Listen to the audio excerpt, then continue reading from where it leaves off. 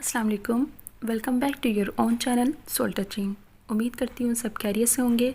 आज का novel start करते हैं जिसका नाम है एक हकीकत एक फसाना, रिटन बाय बुशरा अहमद। नजमा वारसी उसकी पसंदीदा राइटर थी। उनके लिखने का स्टाइल इतना बेसाख्ता और दिल मोह लेने वाला होता था कि एक बार पढ़कर तबीयत सैर ना होती थी। और एक वो ही क्या, उसकी सारी सहेलियाँ भी नजमा वारसी की दीवानी थी। रिसाले में छुपी उनकी कहानियाँ पढ़ना और फिर कई रोज़ तक उस पर तबसरे करना उन सब दोस्तों का दिल पसंद मशगला था। कॉलेज की मसरूफ़ रूटीन में मिलने वाले कभी कभार के फ्री पीरियड अक्सर औक़ात उन्हीं की कहानियों पर की जाने वाली डिस्कशन में सर्फ हो जाते थे। लेकिन आजकल वो एक अजीब मसले से दो चार थी। कुछ अरसा से नजमा वारसी का सिलसिलेवार नावल एक माहनामे में शाया हो रहा था और हस्बे साबिक बेतहाशा मकबूल हो रहा था। परेशानी की बात यह थी कि उस नावल का प्लॉट और कहानी का उतार चढ़ाव हानिया उस्मान की अपनी ज़ाती ज़िंदगी की कहानी बयान करता मालूम होता था। हैरत अंगेज़ तौर पर इस नावल और हानिया उस्मान की ज़िंदगी में मुमासलत पाई जाती थी। जब यह नावल शुरू हुआ तो उस वक्त भी उसे उसमें अपनी ज़िंदगी की झलक नज़र आती थी, लेकिन उसने इत्तेफाक समझकर नज़रअंदाज कर दिया, क्योंकि बहुत से कहानियों से वाक़यात और किरदारों की ऐसी मुमासलत होती है। लेकिन जैसे जैसे नावल आगे बढ़ता जा रहा था, ये मुमासलत मज़ीद गहरी होती जा रही थी। मसलन कहानी की हीरोइन की मंगनी उसके चचा ज़ात से होती थी। यहाँ हानिया भी अपने चचा ज़ात आदिल से मंसूब थी। फैमिली बैकग्राउंड भी एक सा था। दोनों के बाप बैंकर थे। दोनों तीन बहनों के इकलौते भाई थे। अलावा जी नावल की तरह ही उसके और आदिल की मंगनी में 100% आदिल की मर्ज़ी का दखल था। चची ने थोड़ी बहुत मुखालफत तो की थी, लेकिन फिर बेटे की मर्ज़ी के आगे मजबूर हो गई। लेकिन अब उनकी किसी बात से ज़ाहिर नहीं होता था कि वो इस रिश्ते से नाखुश हैं। लगता यही था कि उन्होंने अपने बेटे की पसंद को दिल से कबूल कर लिया है। यही सब कुछ नावल में इस्माइल और शहरोज़ के साथ था। गर्ज इस तरह की छोटी बड़ी ढेर सारी बातें थीं जो बिल्कुल मिलती जुलती थीं। दूसरे जन्म पर उसे कभी यकीन ना था, लेकिन अब उसे महसूस होता था कि जैसे उसने नजमा वारसी के नावल में दूसरा जन्म ले लिया है। कहानी पढ़ते वक्त एक अजीब तरह की सनसनाहट उसके वजूद में उतर जाती। दुनिया में हर तरह के इत्तफाकात रोनमा होते हैं, लेकिन ऐसा इत्तेफाक अकल से मावरा और नहायत हैरत अंगेज़ था। नावल में हीरो का मामूली सा एक्सीडेंट हो गया था। उसी दिन से उसका दिल सहमा हुआ था। लाख दिल को बहलाया कि ज़रूरी नहीं कि उसकी ज़िंदगी में हर बात उसी तरह हो जैसा कि नावल में है, लेकिन फिर भी दिल था कि किसी बात को, किसी तावील को मान कर ही नहीं दे रहा था। उस दिन शाम को आदिल उनके घर आया था। अब्बा घर पर थे, इसलिए सारा वक्त अब्बा के पास ही बैठना पड़ा। जाते हुए किसी न किसी तरह मौका मिल ही गया। अब्बा नमाज़ पढ़ने चले गए थे और वो उसके पास चला आया। आदिल सुनो, प्लीज़ बाइक आहिस्ता चलाया करो, उसने छूटते ही कहा। वो हैरान हुआ। तुम्हें किसने कहा कि मैं बाइक तेज़ चलाता हूँ? बस मैं कह रही हूँ ना, ज़रा एहतियात किया करो। मैंने अजीब सा ख्वाब देखा था। वो कहका लगाकर हंस दिया। बात आई गई हो गई। उसके जाने के घंटा बाद ही चचा का फ़ोन आ गया कि आदिल का एक्सीडेंट हो गया था। गो क्या मामूली चोटें आई थी, मगर उसका दिल जैसे किसी ने मसल कर रख दिया हो। अब उसे उस नावल से डर सा लगने लगा था। उसका दिल चाहा कि एक ख़त लिखकर नजमा वारसी को कहे कि प्लीज़ इस नावल को जल्द अज जल्द ख़त्म कर दें, लेकिन यह वक्ती घबराहट थी। सुबह उठी तो तकरीबन नॉर्मल थी। कुछ कॉलेज जाकर ध्यान बढ़ गया। वैसे भी बीएससी की पढ़ाई इतनी टफ़ थी कि इधर उधर की बातें सोचने का ज़्यादा वक्त ही नहीं मिलता था। दिन इसी तरह गुज़रते रहे।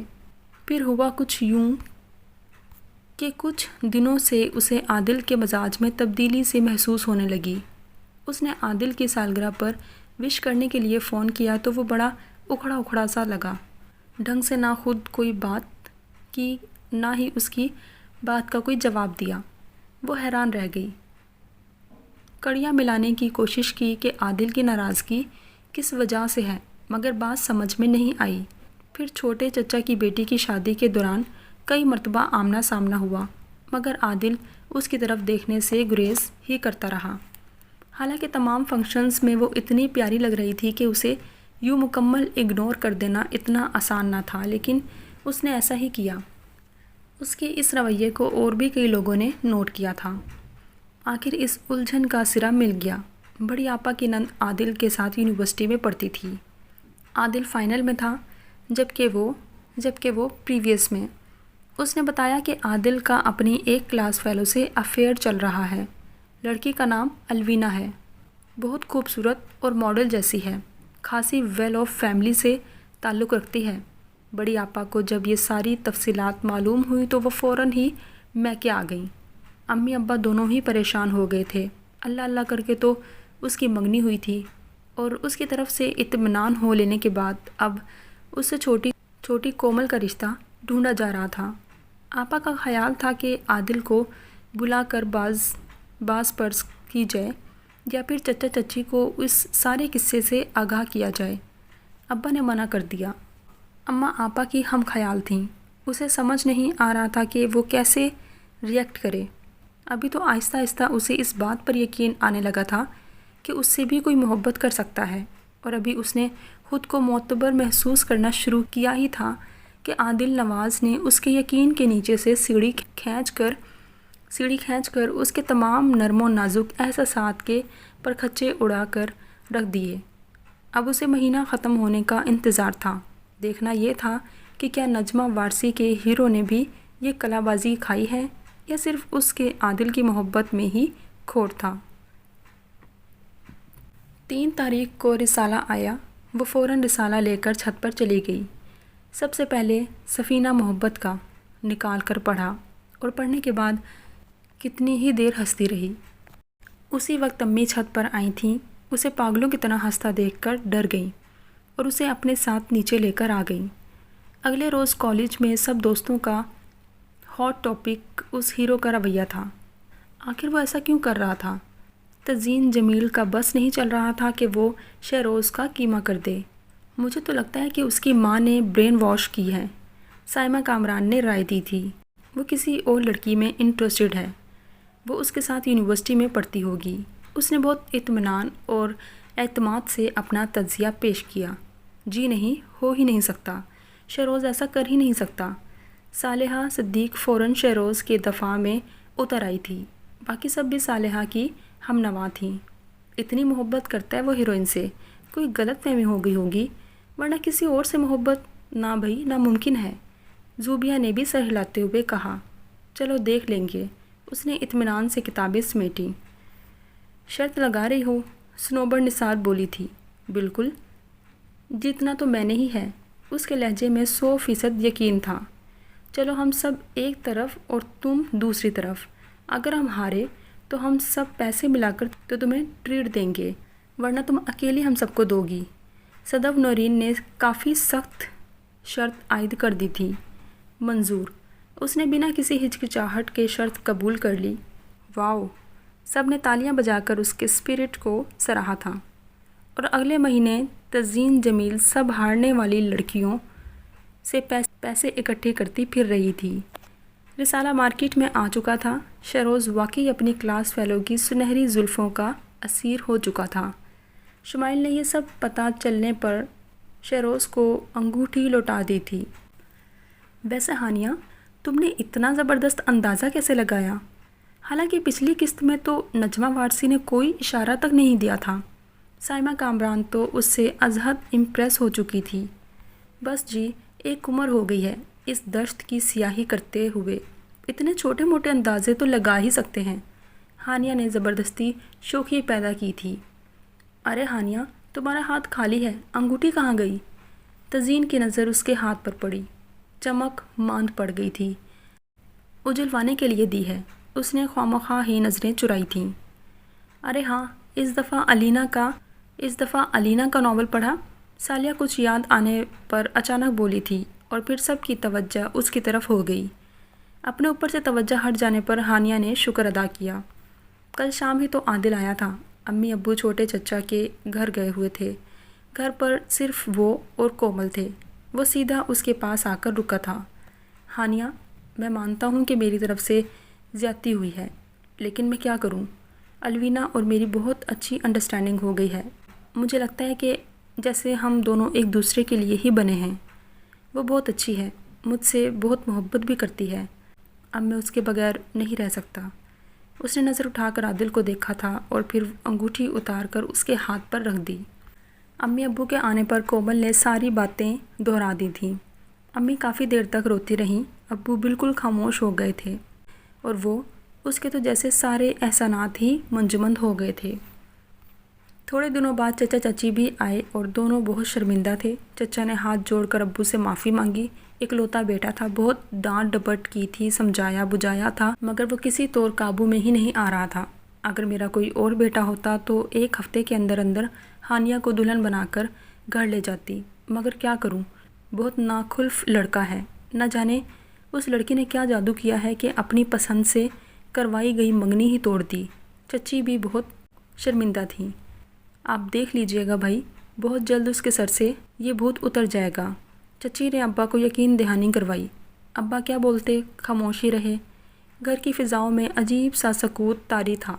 کومل کی ایک جگہ بات چل رہی تھی، کچھ سنگن انہیں بھی مل گئی۔ اب وہاں سے بھی خاموشی تھی۔ کچھ نہ کرتے ہوئے بھی وہ خود کو کومل کا مجرم تصور کر رہی تھی۔ فائنل ایگزامز قریب تھے۔ اس نے سب کچھ ذہن سے جھٹک کر پڑھائی میں دل لگانے کی کوشش کی۔ ایسا کرنا اگرچہ اتنا آسان نہ تھا، مگر پھر بھی وہ کامیاب ہو ہی گئی۔ پڑھائی بہت ٹف تھی اور وہ ہمیشہ کی طرح اس بار بھی شاندار نمبروں سے پاس ہونا چاہتی تھی۔ دن گزرتے گئے، پیپر شروع ہوئے اور پھر ختم بھی ہو گئے۔ پیپرز میں اس نے رسالے پڑھنے چھوڑ دیے تھے۔ اب 2 رسالے اکٹھے پڑھے اور پڑھ کر حیرت کا جھٹکا لگا۔ وہاں شہروز صاحب راہ راست پر آ گئے تھے اور اگلی قسط آخری تھی۔ واہ نجمہ صاحبہ، 2 منٹ میں سیدھا کر کے رکھ دیا شہروز کو۔ ہاں بھائی، آپ کے تو بائیں ہاتھ کا کھیل ہے۔ اس نے ٹھنڈی سانس بھر کر خود کلامی کی۔ اس کے اپنے محاذ پر خاموشی طاری تھی اور تھوڑے دنوں بعد وہ خبر آ گئی جس کا اس کو انتظار تھا۔ عادل اور الوینا الگ ہو گئے تھے۔ الوینا نے اسے الو بنایا تھا۔ وہ پہلے سے منگنی شدہ تھی۔ اس ڈرامے کو وہ مزید کچھ ماہ جاری رکھ سکتی تھی، لیکن اس کا منگیتر امریکہ جا رہا تھا۔ جانے سے پہلے دونوں کا نکاح ہو گیا تھا اور عادل صاحب کئی دنوں تک مجنوں بنے پھرتے رہے۔ یہ سب تفصیلات وقتاً فوقتاً بڑی آپا کی نند سے ملتی رہی تھیں۔ اسے یہ سب سن کر کچھ بھی نہ ہوا۔ اندر باہر ایک جامد سناٹا پھیلا ہوا تھا۔ اس کے ساتھ جو کچھ بھی ہو چکا تھا، اس کو پیش نظر رکھتے ہوئے اب کسی چیز کا بھی ہونا نہ ہونا اس کے لیے کوئی معنی نہ رکھتا تھا۔ عادل سے کوئی طوفانی محبت تو اس نے پہلے بھی نہیں کی تھی۔ ہاں، منگنی کے بعد اسے ضرور سوچا تھا، اور جب وہ اظہار محبت کرتا تھا تو بہت اچھا بھی لگتا تھا، خوبصورت، انوکھا سا۔ مگر پھر سب ختم ہو گیا اور اب وہ دوبارہ پلٹ آیا تھا، بہت شرمندہ اور ٹوٹا بکھرا سا۔ وہ چچا کے ساتھ آیا تھا ابا سے معافی مانگنے۔ ابا نے کوئی جواب نہ دیا، فیصلہ ہانیہ پر چھوڑ دیا تھا۔ وہ ان کی سب سے لاڈلی بیٹی تھی اور وہ اس کے سامنے شرمندہ نہیں ہونا چاہتے تھے۔ عادل اس سے بھی ملنا چاہتا تھا۔ وہ سر درد کا بہانہ کر کے کمرے میں بند ہو گئی۔ جب تک وہ نہ گیا، وہ باہر نہ نکلی۔ اب اسے شدت سے ناول کی آخری قسط کا انتظار تھا۔ مہینہ ختم ہونے کو آیا تھا۔ وہ روز احمد کو قریبی بک سٹال تک دوڑاتی۔ 2 تاریخ کو رسالہ آیا تھا۔ اس روز پھپھو کے گھر میلاد تھا۔ جانا تو اس نے بھی تھا، مگر پھر طبیعت خرابی کا بہانہ بنا کر نہیں گئی۔ سب چلے گئے اور وہ رسالہ لے کر کمرے میں آ گئی۔ دھڑکتے دل کے ساتھ رسالہ کھولا۔ سب سے پہلے تو شکر ادا کیا کہ اس بار ناول کی آخری قسط تھی۔ اس کی زندگی کے سب سے مہیر العقول اتفاق کا اختتام۔ سب سے پہلے اس نے یہی ناول کھولا تھا۔ آخری قسط معمول سے زیادہ طویل تھی۔ زیادہ تر شہروز اور شمائل کے ڈائلاگ تھے۔ شہروز بہت شرمندہ تھا۔ پوری قسط میں وہ شمائل کو منانے کی کوشش کرتا رہا۔ شمائل نے سب کے سمجھانے کے باوجود اس سے تعلق ختم کرنے کا اپنا فیصلہ واپس نہیں لیا تھا اور شادی سے انکار کر دیا تھا۔ تم لوگ لڑکیوں کو سمجھتے کیا ہو؟ جب چاہا توڑ دیا اور پھر اپنے من کی مرضی ٹھہری تو جوڑ دیا۔ میں نے تم سے محبت ضرور کی تھی شہروز خان، لیکن یہ محبت اسی روز مر گئی تھی جب تمہاری نظریں بدلی تھیں۔ شمائل بڑی سختی کے ساتھ شہروز سے مخاطب تھی اور گویا یہی تو ہانیہ عثمان کے دل کی بھی آواز تھی۔ یقیناً یہی اس کے وہ جذبات تھے جنہیں نجمہ وارثی کے قلم نے الفاظ کا روپ دے دیا تھا۔ نجمہ وارثی کے قلم سے نکلا ہر لفظ سیدھا اس کے دل پر جا کر لگا تھا۔ میرے لیے سب سے زیادہ قیمتی چیز میری عزت نفس ہے شہروز صاحب، اور خدا کا شکر ہے کہ اس نے یہ واپس لٹا دی، چاہے محبت کی قیمت پر ہی صحیح۔ شمائل نے اپنی آنکھوں میں آئی نمی اپنے اندر اتارتے ہوئے اس کی طرف سے رخ موڑا اور وہ لٹے ہوئے جواری کی طرح واپسی کے لیے مڑ گیا۔ زبردست! اس نے آنکھیں صاف کرتے ہوئے رسالہ بند کر دیا۔ اسی لمحہ دروازے پر دستک ہوئی۔ آنے والا عادل تھا۔ وہ ساکت رہ گئی۔ کچھ دیر دروازے پر رک کر اس کا رد عمل جاننے کے انتظار میں کھڑا رہنے کے بعد وہ اس کے مقابل آ کر بیٹھ گیا تھا۔ چند ساعتیں خاموشی سے گزر گئیں۔ وہ دونوں ہی چپ تھے۔ میں تمہارا مجرم ہوں ہانیہ، میں نے تمہارے اعتماد کو ٹھیس پہنچائی ہے۔ میں آج اپنی غلطیوں پر پردہ ڈالنے کے لیے یا اپنی صفائیاں پیش کرنے کے لیے نہیں آیا۔ بس صرف ایک بات کہوں گا کہ میں واقعی بھٹک گیا تھا۔ مجھے اس بات کا پورا احساس ہے۔ میں چاہتا ہوں کہ تم اپنے دل کا سارا غبار نکال دو۔ جو کچھ میرے لیے تمہارے دل میں ہے وہ سب کچھ کہہ ڈالو۔ وہ اس کی بات سن کر بھی خاموش رہی۔ اگر میں یہ کہوں کہ میں لوٹ آیا ہوں۔ چند لمحوں کے توقف کے بعد وہ ایک بار پھر بولا۔ اس لمحے اس کے جی میں آیا کہ وہ واقعی وہ سب کچھ اسے کہہ دے جو اس کے دل میں ہے، لیکن پتہ نہیں کیوں وہ بالکل ساکت بیٹھی رہی۔ دل میں اس کی ہر بات کا جواب دیتے ہوئے بھی اس کے لب خاموش تھے۔ میں یہ نہیں کہہ رہا کہ تم میرے لوٹ آنے کی خوشی میں وہی پرانی والی ہانیہ بن جاؤ۔ مجھے معلوم ہے کہ فی الوقت ایسا کرنا تمہارے لیے بہت مشکل ہوگا، لیکن ہانیہ، ہم مستقبل کے بارے میں تو اچھی توقع کر ہی سکتے ہیں نا؟ وہ غالباً تمہید باندھ رہا تھا۔ ہانیہ نے سر اٹھا کر اسے دیکھا۔ میں اپنے اور تمہارے درمیان موجود پرانے تعلق کی تجدید کرنا چاہتا ہوں۔ ٹوٹا ہوا رشتہ ایک بار پھر استوار کرنا چاہتا ہوں۔ لیکن ہانیہ، میں اس بار اپنی بات منوانے کی بجائے تمہاری مانوں گا۔ تم جو بھی فیصلہ کرو گی مجھے قبول ہوگا۔ اس نے اپنی بند مٹھی کو ہانیہ کے سامنے کھولا۔ وہی خوبصورت رنگ جو 1 سال اور 4 ماہ اس کے ہاتھ کی زینت بنی رہی تھی، وہ اس وقت اس کی چوڑی ہتھیلی پر جگمگا رہی تھی۔ ہانیہ نے ایک نظر اس کی ہتھیلی پر ڈالنے کے بعد اس کی آنکھوں میں جھانکا تھا۔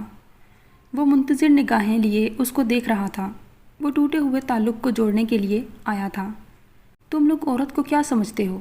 جب چاہا توڑ دیا اور جب چاہا جوڑ دیا۔ شمائل کے لبوں سے ادا ہونے والا جملہ اس کے ذہن میں ہی گونج رہا تھا۔ پھر یکے بعد دیگرے وہ ساری باتیں یاد آتی گئیں جو وہ اس تمام عرصے میں خود سے کرتی رہی تھی۔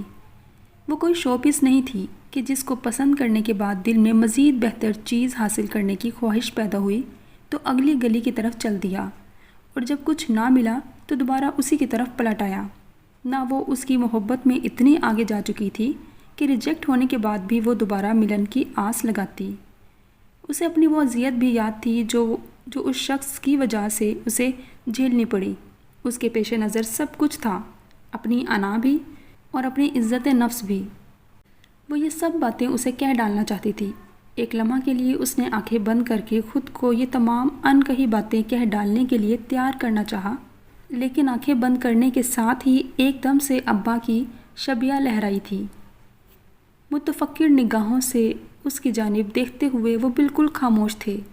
جس کی ایک بار طے شدہ نسبت ٹوٹ جائے تو ایسی لڑکیوں کے لیے من چاہے رشتوں کا کال پڑ جاتا ہے۔ امی کی پریشان شکل ذہن میں در آئی۔ کومل کے رشتہ کے لیے آنے والے لوگ فی الحال دم سادے ہوئے تھے۔ انہیں کیا پتا کہ قصور ہمارا بھی ہے یا نہیں، بڑی آپا کہہ رہی تھیں۔ پھر کومل کا پھیکا پڑتا چہرہ اس کے تصور میں آ سمایا تھا۔ اس نے گھبرا کر آنکھیں کھول دیں۔ وہ اس کا منتظر تھا۔ اس نے ایک لمحہ کو سوچا اور پھر سب کچھ پسے پشت ڈالتے ہوئے اس کی ہتھیلی پر دھری انگوٹھی اٹھا لی۔ اس نے سب کچھ پسے پشت ڈال دیا تھا، اپنی انا، اپنی عزت نفس، اپنے احساسات، اپنے جذبات، سب بھلا دیے تھے، اور پھر خاموشی سے ایک آنسو اس کی آنکھ سے نکل کر گالوں پر پھسل گیا تھا۔ ختم شد۔ ٹیک کیئر، اللہ حافظ۔